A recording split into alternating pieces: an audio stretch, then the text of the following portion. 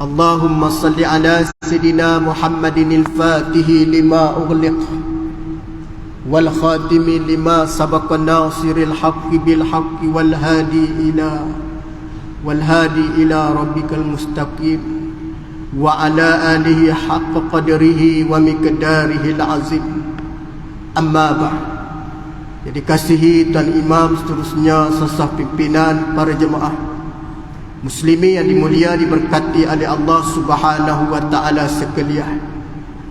Alhamdulillah, dengan izin Allah dan inayahnya kita masih diberi kesempatan, peluang dan ruang oleh Allah Subhanahu wa taala sama-sama kita berada pada hari Sayyidul Ayyam yang kita namakan ia sebagai penghulu segala hari. Mudah-mudahan tuan-tuan sidang para jemaah, saya mengajak tuan-tuan untuk sama-sama kita memperbanyakkan salam dan selawat khususnya kepada Rasul junjungan kita Nabi sallallahu alaihi wasallam. Mudah-mudahan kita akan diberi syafaat oleh Allah Subhanahu wa taala insya-Allah. Mudah-mudahan juga kita doalah pada Allah Subhanahu wa taala. Mudah-mudahan dengan izin dan dengan inayahnya kita dapat masuk kepada Ramadan pada tahun ini insya-Allah. Sedar tak sedar para jemaah, kita sudah berada di penghujung Jumaat pada bulan Rejab. Sedar tak sedar kita berada di penghujung bulan Rejab. Pada Jumaat ni adalah penghujung, kerana ni sudah masuk pada tanggal 26 Rejab. Tak lama lagi kita masuk kepada Syakban. Maka sudah pasti di dalam hati kita dan perasaan kita ni tak sabar nak menjejaki masuk ke bulan Ramadan. Kerana kita senantiasa berdoa pada Allah Subhanahu wa taala. Di antara yang kita minta dengan Allah, Allahumma barik lana fi Rajab wa Sya'ban wa ballighna Ramadan. Ya Allah, ya Tuhan kami, berkatilah kami bulan Rajab dan Sya'ban, wa ballighna Ramadan, sampaikanlah kami ya Allah ke bulan Ramadan.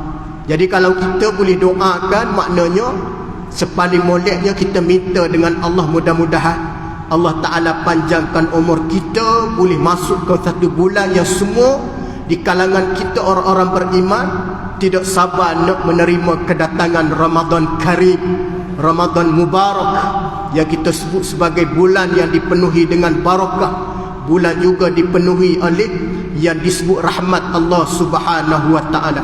Pada tengah hari ini para jemaah sekalian, Ustaz nak ambil satu hadis yang Nabi sallallahu alaihi wasallam bersabda di dalam satu hadis yang mana kata Nabi, al-jannatu mushtaqatun ila arba'atin nafar. Al-jannatu mushtaqatun ila arba'atin nafar. Apa kata Nabi? Syurga ni dia rindukan kepada 4 golongan. Syurga ni dia nak di kalangan penghuninya memasuki ke dalamnya, dan syurga tak sabar di kalangan 4 golongan ini. Di antara yang Nabi sallallahu alaihi wasallam sebut, siapakah di antara 4 golongan ya syurga pada hari ini menunggu kedatangannya untuk memasuki ke dalamnya? 4 golongan. Yang pertama kata Nabi sallallahu alaihi wasallam, yang syurga menunggu kedatangan untuk memasuki ke dalamnya, yang pertama kata Nabi ialah talil Quran. Apa makna talil Quran? Orang yang mana duduk atas dunia melazimi dirinya dengan membaca Al-Quran, ataupun kita kata kegemaran dia atas dunia baca Quran. Talil Quran ni senantiasa menggemarkan dirinya dengan Al-Quran. Maka golongan ini kata Nabi, syurga menanti kedatangan untuk penghuninya ataupun golongan ini memasuki ke dalamnya. Gemar, ini istilah yang kita boleh guna pakai membiasakan dirinya dengan Al-Quran. Bukan jarang-jarang tahu, jarang-jarang tu benda yang kadang-kadang. Tapi kalau lazim ni, kegemaran ini kita buat hari-hari. Boleh dikatakan macam kita gemar dalam hidup kita sesuatu amalan. Orang yang minat gemar dengan jaga kereta, hari-hari dia lak kereta. Walaupun kereta tu bersih, mesti dia lak juga. Pasal dia tak boleh duduk saja. Walaupun dia dah basuh kereta, dia lap juga. Lagi lap, lagi duduk saja, asalkan ada masuk, mesti dia lap kereta dia. Pasal apa dia? Memang dia gemar menjaga kenderaan. Macam orang gemar main smartphone. You suka sangat main smartphone. Ada masa ruang main smartphone. Asal kau pejam apa dah celik je mata bangun tidur, smartphone dulu yang dibuka. Yang dibaca adalah smartphone. Kalau tak ada smartphone, tak senang duduk. Maknanya kalau kita katakan hari ni, jika seseorang lelaki tinggalkan isteri di rumah, mungkin tak ada masalah. Tapi kalau tinggal handphone, masalah. Kebanyakan kalau tinggal handphone, confirm you-turn balik. Akan ambil handphone. Boleh dikatakan hari ni handphone lebih penting berbanding wallet duit dah. Sebab dalam handphone ni dia ada duit. Kalau kita pakai QR code, tak payah bawa wallet, tak apa. Yang penting kena ada duit dalam akaun. Maknanya boleh dikatakan handphone tu menjadi kegemaran. Nah, maknanya sebelum handphone mati, mesti kita akan standby dengan charger charge. Kita nak sentiasa handphone hidup. Pasal kita tahu dia boleh dikatakan handphone hari ni nyawa nombor 2 manusia. Maknanya kalau tak ada handphone, tak senang duduk. Tak ada isteri, boleh lagi. Jangan tak ada handphone. Apa nak kata gemarnya dia dengan telefon. Nah, tu orang kata apa dia hari ni? Telefon ni menjadi apa panggil apa dia?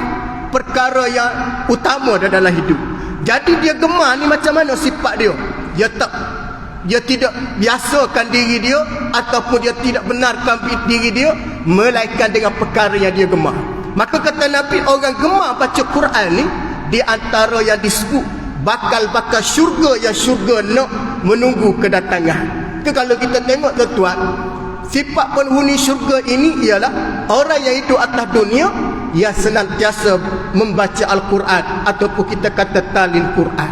Jadi kalau kita nak masuk syurga, ya syurga menunggu kedatangan kita hari ni, maka duduk atas dunia lazimkan, gemarkan diri kita membaca Al-Quran. Kurangkan kita baca benda-benda yang tidak ada manfaat.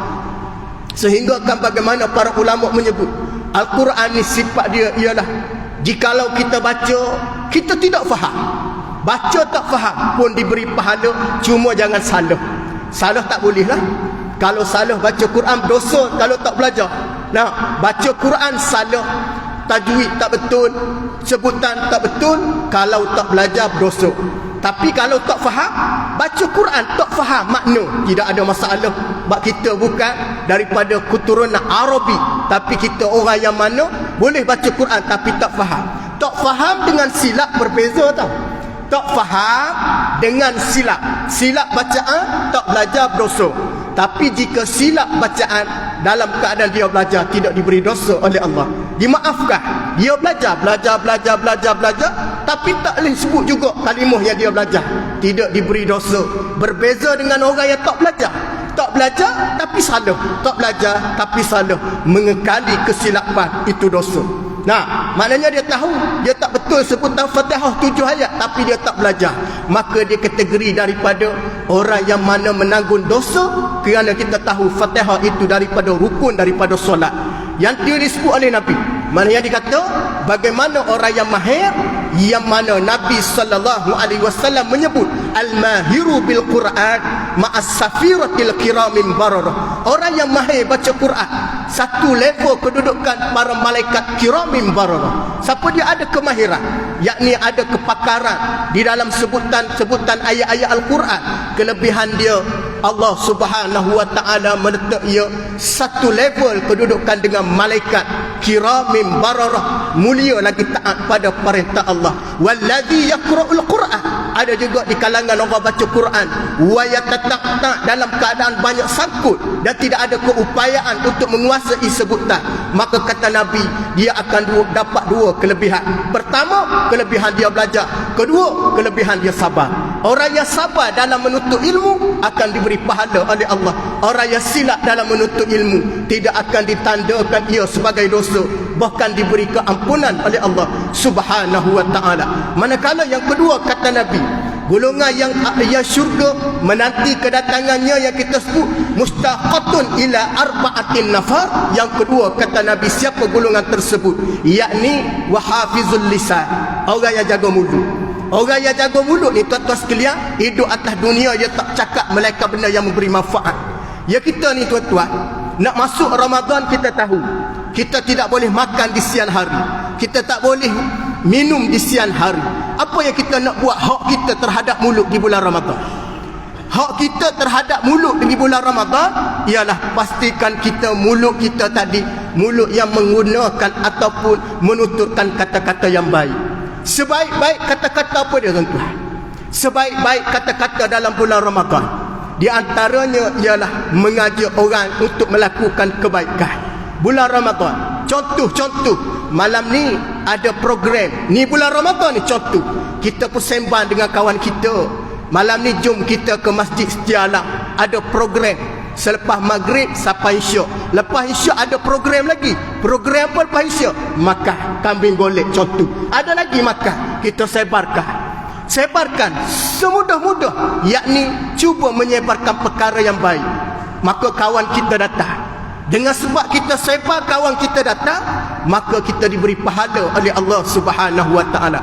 Bukan payah pun sebarkan. Hari ni mungkin kita tak boleh nak cakap pasal dalam grup ada WhatsApp kan? Dalam WhatsApp grup ada. Tuan-tuan ambil gambar poster, tuan-tuan post dalam grup. Jom mak imarahkan masjid malam ni ada program. Nah, karnival apa dia? Karnival imarah masjid anak muda. Tuan-tuan post. Katakanlah dalam grup komuniti ada 50 orang, 100 orang. Takkan tak datang seorang? Takkan tak datang 2 orang? Mustahil tak datang. Tiba-tiba dia orang datang, nah, tuan-tuan akan dapat juga pahala. Nak cari mana tuan-tuan? Investment yang tuan-tuan buat, yang tuan-tuan tak tahu, akaun dalam tuan-tuan, akaun pahala ni akan masuk dalam keadaan berterusan. Tuan-tuan ada akaun ni. Kita semua orang beriman ni, orang Muslim, ada akaun kebajikan, akaun pahala. Cuma yang jadi masalah, akaun kita tak aktif. Apabila akaun pahala tak aktif, buka akaun, kita masuk chip dia, kita print keluar nama kita, tapi tak ada duit. Macam mana nak beli? Ibarat dalam e-wallet register, tapi dalam e-wallet tak ada duit. Macam mana kita nak beli? Sama juga kita, akaun pahala ada, tapi nak masuk syurga tak boleh, kerana dalam akaun pahala tak ada dia punya pahala dalam tu. Ibarat dalam akaun bank tak ada duit, macam mana nak belanja? Faham maksud dia? Macam mana tuan-tuan nak boleh pahala yang mudah?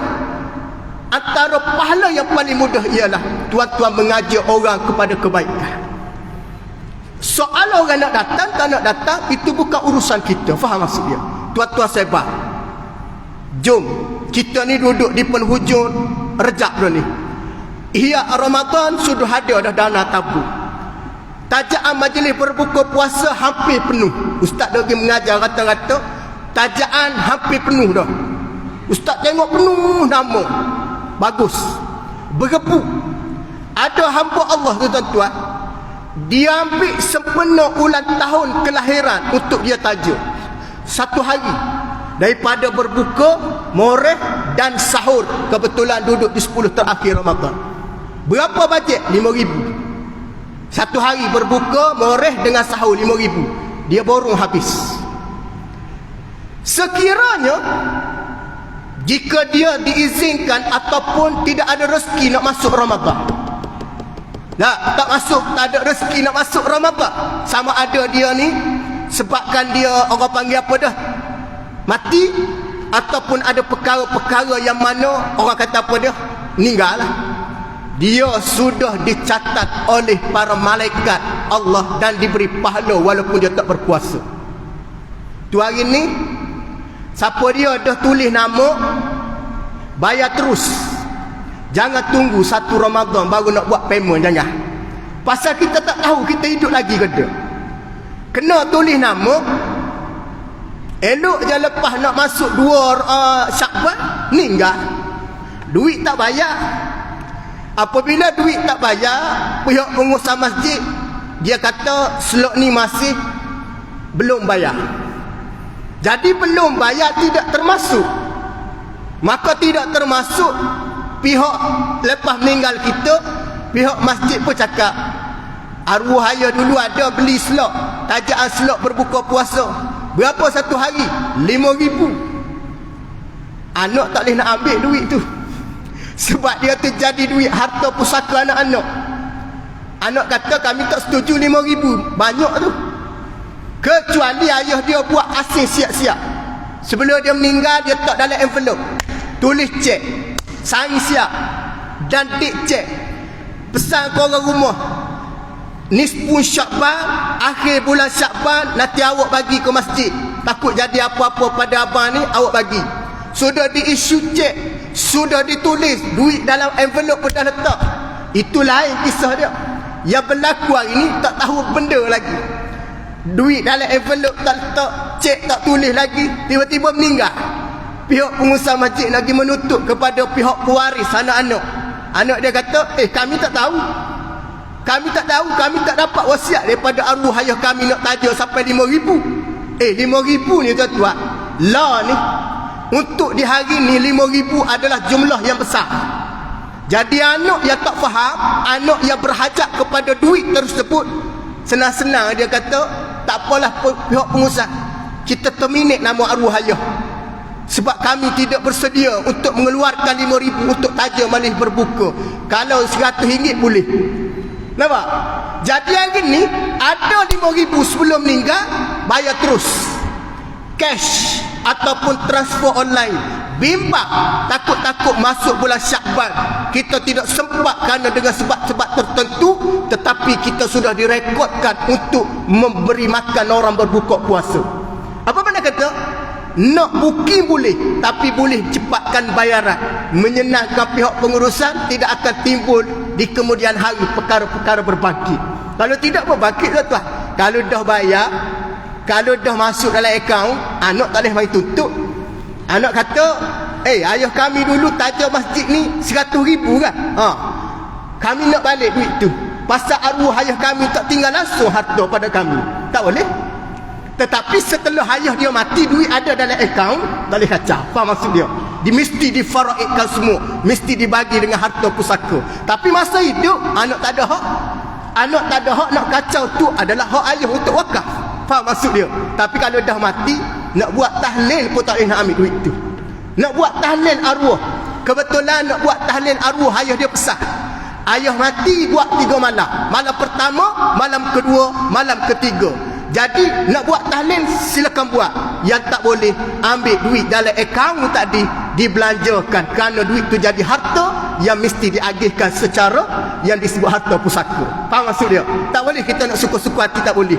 Kerana hukum tadi nak menyelamatkan keadaan. Nak buat silakan. Yang tak bolehnya berbelanja, mengambil duit tadi, setelah mana kita kata mudah, mati, duit tu secara automatik dibekukan sementara untuk diagihkan kepada anak-anak. Tu kata hari ni, yang kita sebenarnya di mana? Yang kita masa kita hidup, duit tu kita belanja untuk perkara yang baik. Tu hak kita. Selepas mati, tak ada hak kita dah, semua hak anak-anak. Betul tak?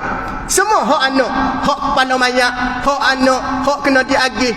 Hak kita, kalau anak faham, dia akan ambil duit, dia sedekah, dia buat apa dia niat wakaf. Tapi kalau anak tak faham, hak anak, lepas ayah mati, anak tukar kereta. Lepas ayah mati, anak buat rumah besar. Lepas ayah mati, renovit rumah 2 tingkat, 3 tingkat. Pasal masa hidup, ayah dia tak bagi duit. Elok jadi ayah mati, rumah anak semua besar-besar. Walaupun masa tu anak belum tentu nak ingat jasa mak ayah dia yang mengorbankan masa, mengorbankan waktu, tanpa dia berkira sampaikan arwah ayah dulu nak datang masjid pun tak ada masa. Pasal apa dia? Kuat mencari rezeki. Elok dia mati dia, boleh pada anak, boleh kekayaan, anak sendiri pun tak pernah datang masjid untuk membuat kebajikan, apatah lagi niat wakaf pada mak ayah. Tu kata apa dia? Sebelum mati, bagi terus. Yang ketiga kata Nabi, siapa di kalangan mereka? Orang yang memberi makan, yang disebut wa yut'imul ji'an, beri makan bagi orang lapar. Bagi makan bagi orang lapar ini di antara penghuni syurga, ataupun sifat orang yang mana akan dimasukkan ke dalam syurga Allah, tentang beri makan. Syarat tuan-tuan beri makan, pertama, makanan yang diberi mesti makanan daripada sumber yang halal. Itu jelas. Kalau tuan-tuan ragu-ragu, haram juga bagi makan orang. Contoh, tuan-tuan jumpa nasi, duduk dalam satu table, duduk nasi atas meja. Tuan-tuan memang tak tahu nasib siapa, tuan-tuan tak boleh ambil. Jangan tuan-tuan kata daripada membazir, lebih baik aku ambil nasi ini bagi pada orang. Tak boleh. Mungkin barang tu barang orang. Apabila barang orang kita haram ambil, kita haram juga beli pada orang. Apa maksud dia? Weh, kalau pakai ambil barang orang senang, tengok budak-budak Grab, abang-abang panda Grab food tu, kan dia pergi kedai makan ke penuh makan atas meja sebelum dia pick up ambil dah. Tuan-tuan tak boleh nak pick up ambil barang tu kerana hak orang booking dah. Soalnya orang datang tak datang itu bukan urusan kita. Tak boleh semudahnya kita ambil. Macam juga barang orang bagi makan, tuan-tuan kena amanah. Pihak pengusaha masjid kata 1 jemaah 1 bungkus, 2 jemaah 2 bungkus yang datang, yang di rumah tidak kategori. Jadi jemaah pengusaha masjid kata 1 jemaah 1 bungkus. Tuan-tuan balik tengok, ada banyak ni. Maka tuan ambil 3 bungkus pasal ada 3 orang bini di rumah. Bini pertama, bini kedua, bini ketiga. Tuan-tuan sudah khianat dengan amanah. Tuan-tuan sudah langgar dengan amanah. Tuan-tuan tahu kan, 1 orang 1 bungkus. Dia ambil 3 tu pasal apa? Ustaz, bini 3 itu kategori lain. Tuan-tuan kena ingat, orang di belakang sana masih memerlukan lagi. Al-yadul ulia khairum min al-yadus suf. Tangan yang memberi lebih baik daripada tangan yang menerima. Kita jangan jadi tangan menerima, jadilah tangan pemberi. Ini kadang-kadang tengok nasi malam ni, nasi apa dia? Biryani. Tengok juga ayam ke kambing. Kambing boleh tak 2? Tak boleh. Pihak pengusaha kata 1 seorang. Kadang-kadang pihak pengusaha sebut salah tau. Nak tak bagi pasal hari-hari nampak dia masjid, bagilah juga. Dengan sebab bagi, orang yang lewat-lewat Ba'diyah Isyak, semaya witir, semaya apa, dia balik kering, tak ada apa. Rasa tak? Ni berlaku. Sedangkan tuan-tuan, kita tak mampu nak buat kebaikan, jangan kita menyusahkan orang.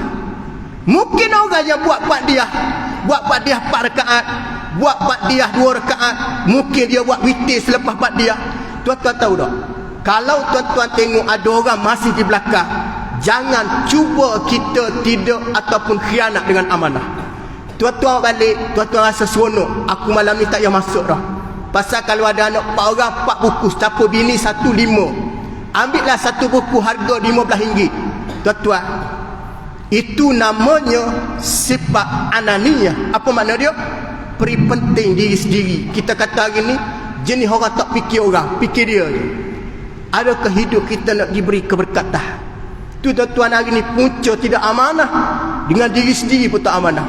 Ya tak tahan, siap boleh tengok lagi kiri kanan, oi tak ada orang, AJK tak ada, ambil letak dalam poket baju, ambil letak dalam poket baju jubah ni, nak ambil letak dalam ni. Buah apa dia tuan-tuan? Buah yang mahal. Contohnya buah lemon mahal, limau mahal. Suruh sebiji seorang, ambil letak dalam ni, letak dalam ni, letak dalam ni. Agak-agak amanah tak? Tuan-tuan makan manis macam mana pun tuan-tuan, tuan-tuan tidak termasuk daripada orang-orang bertakwa, kerana tuan-tuan khianat dengan amanah. Itu mudah je, simple je benda tu. Yang Nabi sebut, apabila kamu tidak amanah dengan diri kamu, kamu tunggulah kemurkaan Allah akan turun. Sama ada Allah Ta'ala menarik berkat hidup kamu. Yang kedua, hidup kamu diselubungi dengan masalah-masalah yang mendatangi pasal kamu tidak amanah. Faham? Beri makan orang yang lapar. Jika ada orang yang ada, selepas daripada kita tadi, masih ada orang yang belum makan, jangan makan terlalu lebih. Ini adab. Ambil lebih kurang, jangan ikut orang. Ada setengah orang dia ambil banyak, aku nak ambil banyak juga. Pak salah. Nah, ini antara formula tak betul. Ini di antara tidak diajar oleh agama. Orang lain ambil banyak, kita mesti mengingatkan orang di belakang kita. Yang keempat, kata Nabi SAW, siapakah di antara mereka, siapa di kalangan mereka yang surga menanti kedatangannya untuk memasuki ke dalamnya? Wasaim fi syahri Ramadan, orang yang berpuasa di bulan Ramadan. Dan setengah riwayat ada menyebut orang yang mana tidak sabar nak masuk ke bulan Ramadan. Ini 4 golongan yang syurga menanti kedatangannya untuk memasuki ke dalamnya. Maka mudah-mudahan Ustaz ulang sekali lagi, siapakah di antara mereka 4 golongan? Yang pertama, talil Quran, lazimkan baca Quran. Yang kedua, wa hafzil lisan, jaga mulut, cakap benda yang baik. Yang ketiga, wa yut'imul ji'an, bagi makan orang yang lapar. Yang keempat, wa sha'im fi syahri Ramadan, yang mana berpuasa di bulan Ramadan. Maka mudah-mudahan tuan-tuan, kita di antara termasuk daripada 4 golongan, insya-Allah.